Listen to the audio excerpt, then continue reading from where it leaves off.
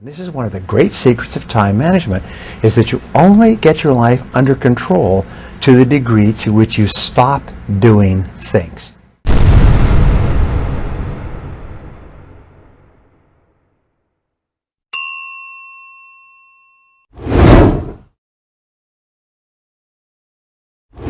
You will always have too much to do and too little time. They say the average person has about 300 hours of projects to take care of right now. Books to read, magazines, newspapers, projects at home, work, and everything else. The fact is, you will never get caught up. So what they have found, and this is one of the great secrets of time management, is that you only get your life under control to the degree to which you stop doing things. Let me repeat that. You stop doing things. Now, what are the things that you stop doing? Well, the easiest way to set priorities and to determine this is to use the 80-20 rule. That if you make a list of 10 things that you have to do each day, 2 of those items will be worth more than all the other 8 put together. The top 20% of activities account for 80% of your results. So you have to say to yourself, what are the 1 or 2 things on this list that are more important than anything else? And of all of these things, if I could only do one thing before I was called out of town for a month, which one thing would I be sure to get done today? And that becomes your number 1 priority. I also remember Warren showing me his calendar, and I love this. I had every minute packed, and I thought that was the only way you could do things. And the fact that he is so careful about his time. Can I show this to the audience? He has days that there's nothing on. Absolutely. Yeah, I'm trying to show. Some of the best ones. And well, this is October. It's very high tech. Be careful. No, you might not understand. I'm not going to show the thing. But this is the week of April, of which there are only 3 entries for a week. Yeah, there'll be 4 maybe by April.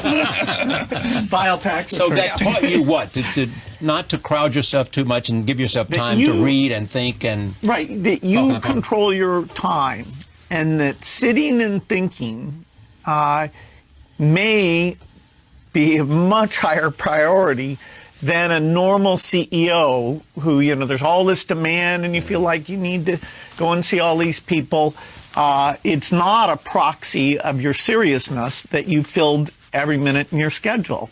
And people are going to want your time. And it's the only thing you can't buy. I mean, I can buy anything I want, basically, but I can't buy time.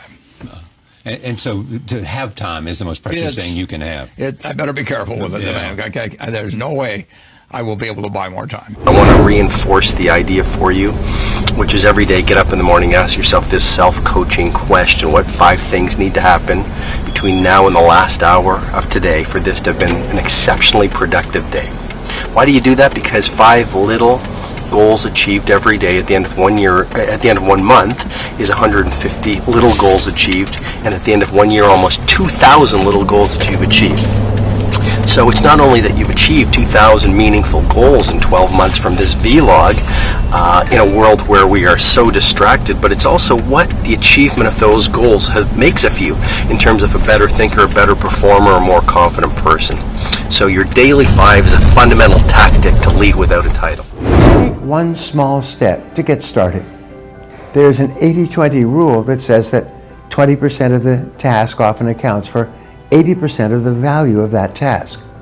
This is probably what Confucius meant when he said that a journey of 1,000 leagues begins with a single step. Once you've taken even one small step to start the job, you'll often find yourself continuing on with the task to completion. Reasonable time is enough time to achieve all of your goals. Just jot that down. Reasonable time is enough time. I had to learn that. Reasonable time is enough time. Here's why. It's not the hours you put in, it's what you put in the hours. If you start depositing greater ideas into the hours you've got later than now, I'm telling you, later you can't believe the productivity that will flow. The ideas you can't think of now, a year from now, they'll start to flow. And when you deposit those ideas in the hours you've got, productivity multiplies by 2, 3, 5, 10. Newton's law, batching comes up again and again and again. So what is batching? To explain it in simplest terms, we can talk about laundry. All right, so you wouldn't do your laundry every time you have a new pair of dirty socks. You wait for a certain critical mass of dirty laundry to accumulate, and then you do the laundry. Why? Same with the post office. If you have many different types of mail that are going to come together that you need to mail, you're going to wait for a certain critical mass as opposed to just going there for every single letter, because there's a setup cost. There is a task switching cost, getting in the car, driving there, spending the gas, spending the time, laundry, putting it all together, detergent, and so on. Right? So the time and labor involved in doing one letter or 20 or one pair of socks or an entire basket of clothing is the same. And you want to be both effective and efficient with your allocation of resources, i.e. time. If you apply those to business, you can apply them in 1,000,001 different ways. And I'll give you a few examples.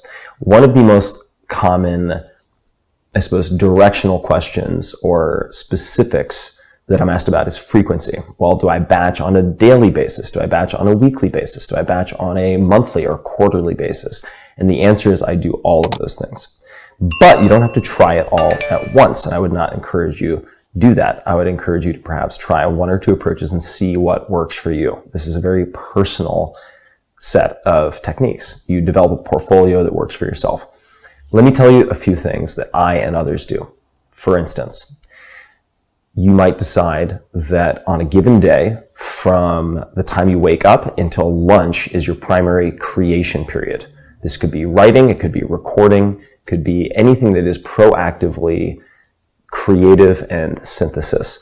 Then, once you have lunch, you are permitted to do administrative tasks, phone calls, email, triage, calendaring, and so on.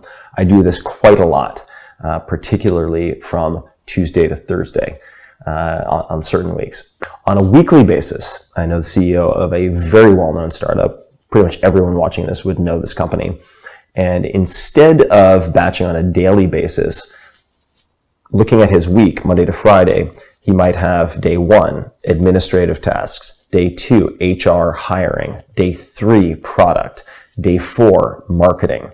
And on each of those days, he will focus on thematically or categorically those types of tasks. That is yet another approach. Growth and action. There's only 24 hours in a day, but how do we spend those 24 hours in here, right? Big chunk we're sleeping. So let's just say this is our time, and this is P and D. This is problems and drama. And maybe this is SD, which is solutions and your destination, where you're going, right? And this is growth and action. Could some of you, maybe just a couple of you, relate to maybe this is how life sucks you in? That the world with negative news and people that are negative around you and people that are stuck in a rut, and it's easier for them to tell you what's wrong with the world. How many people see you and you're like, hey, I haven't seen you, how you been? And they start that way, and all of a sudden you're around it so much you get sucked into problems and drama. Now, here's what I know about problems. I've said this before, and if you saw it, sorry, but it's a great analogy. They teach NASCAR drivers that if they get in a spin, no matter how close they get to the wall, is if they focus on the wall, what do you think they do? They hit the wall. So what they teach them is if you get in a spin, find a clearing, find an opening between two cars and stare at that opening no matter what and try to get there. If you get an inch away from the wall, it doesn't matter. Don't look at it, because if you look at it, you drift, you hit it. Okay? So where are you focusing your problems? Or where are you focusing your attention? Are you focusing on the problem, on the wall? What if I call that real estate agent and she thinks, I'm not qualified? What if I ask my family member to be a partner with me and they laugh at me? What if I talk to an agent and she doesn't know the 25-1 or he doesn't know the 25-1? What if I get the deal done? What if I put money down and I don't know what I'm doing and I snowball and then I don't have money and then I can't pay the rent? And are you focusing on the wall, or are you focusing on the solutions and where you want to go, the destination, right? Unfortunately, so many of us are trained to focus on the problems. We think in our minds that the focus on the problem is allowing us to make sure we avoid it, to protect ourselves.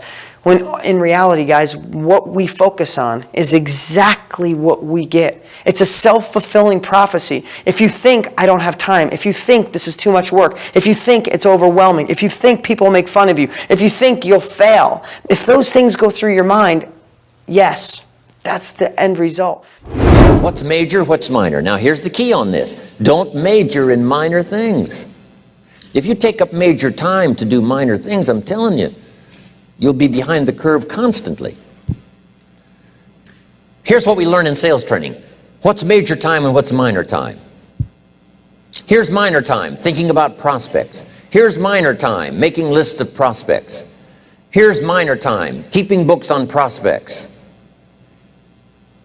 Here's minor time, going to see the prospect. Here's minor time, evaluating the prospect after you've been there. That's all minor time. Here's major time, in the presence of the prospect. That's major time. And if you took a look, if you're in sales and you took a look at a week, you'd say, my gosh, I'm spending 90% of my time on the minor stuff and so little time on the major stuff in the presence of. How many hours in the presence of in my day? How many hours in the presence of during my sales week? Because the time that really counts is in the presence of the prospect. Majors and minors. It's very easy to screen suck all day and you're just checking messages repetitively, right? And you check it every 10, 20 minutes. Do you really need to do that?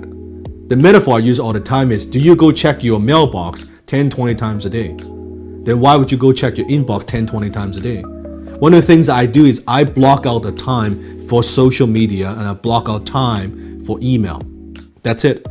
I have a start time, I have an end time. I don't go check social media 10, 20 times a day because I've got other things to do. I've got more important things I have to accomplish. So block it. Block out a time and say, okay, I'm going to do it in the morning, once in the morning. If you want to, I'm going to do it once in the evening. And that is it. In between, you work on important things. Next up, we have to talk about how to get better at saying no. This is an integral skill in time management, especially for people who are overly busy. Those of us who are perpetually overcommitted seem to be the kind of people who just can't say no to new opportunities. Whether they're people coming to us because they want something from us, they want our help, or whether it's something that just seems really cool that we want to do. Either way, we have to learn how to say no if we want to be able to prioritize the things that are actually important and give them the time that they deserve. So how exactly do you get to the point where you can say no? Well, there are definitely tactics. There are ways to gracefully let people down. There are ways to sort of push off things that you might want to do for yourself. But I think the first thing you have to do is just become mentally okay with saying no. And this can be hard.